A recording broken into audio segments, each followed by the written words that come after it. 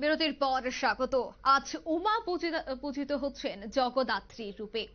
রাজ্যের বিভিন্ন জায়গায় উৎসব মরশুমে চলছে এই পুজো। তবে জানেন কি প্রথম কোথায় শুরু হয়েছিল এই পুজো? কৃষ্ণনগর রাজবাড়ির মতে এই পুজো মহারাজা কৃষ্ণচন্দ্র রায় 1710 খ্রিস্টাব্দে শুরু করেছিলেন।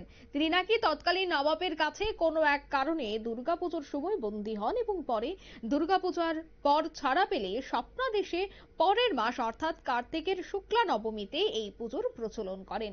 তারপর ঘরে ঘরে পূজিত হন জগদ্ধাত্রী পুজো।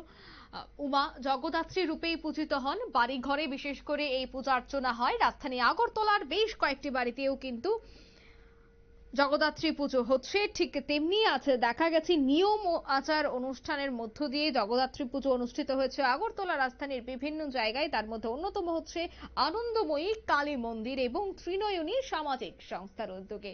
কি বলছেন সংশ্লিষ্টরা এই পুজোকে কেন্দ্র করে শোনাচ্ছি। ভক্তি শক্তি পরাত্মিকা প্রেম পীযুষ পূর্ণায় সত্যরূপং নমো নমঃ। ওম নমো ব্রহ্মণ্যদেবায় নমস্তে ব্রহ্মতে যশ। ओम सत्यं परं धीमहि ओम तत्सत्। ब्रह्मस्तंभ पर्यन्तं परमात्मा स्वरूपकं तावरं जंगमं चैव प्रणमामि जगद्गुरुं सर्वमंगल। আমরা সবাই ত্রিনয়নীর সামাজিক সংস্থা সবাই মিলে আমরা পূজা করি।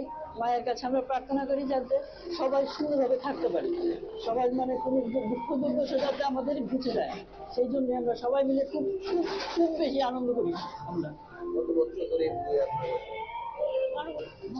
হ্যাঁ, জগদ্ধাত্রী পুজোটা আমাদের 12 বছর হবে আমরা করছি। জগদ্ধাত্রী পুজোটা 12 বছর।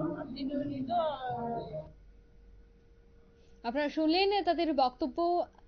আনন্দে মেতে উঠেছে রাজ্যবাসী। বিশেষ করে বারোয়ারি পুজো হয়ে থাকে, তবে বিভিন্ন সংস্থা বিভিন্ন ক্লাবেও কিন্তু জগদ্ধাত্রী পুজো হয়। আজ উমা জগদ্ধাত্রী রূপে পূজিত হচ্ছেন।